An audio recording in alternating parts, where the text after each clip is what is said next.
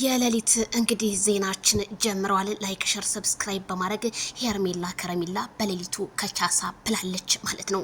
ሄርሜላ ምን አይነት መልእክት አስተላለፈች? ምንስ ገጠማት? ምንስ ሆና ይሆን? ሄርሚዬ ምን አለች? አይሞኝ ብላ አፏን ይዛለች። እንግዲህ ስፖርት እንደሚሰራ ቴኳንዶ አድርጋ እንግዲህ አይሞኝ ብላለች። መስሎት ነበር ያበቃልኝ ብላለች።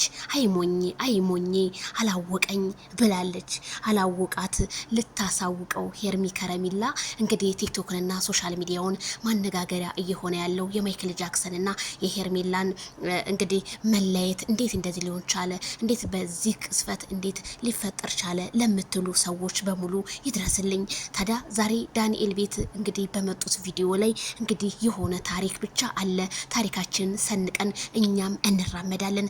ታሪኩ ታዲያ ከምን ይነሳል? ማይክል ጃክሰን ምንም ነገር በቃ እሱ እንደማያቅ እሱ ሄርሜላን እንደዛ እንደማያጥላላትና እነሱ በል እያሉት እንደሆነ አንዳንድ ነገሮችን ጫር ቢያደርግም ሁሉም ነገር ለበጎ ነው።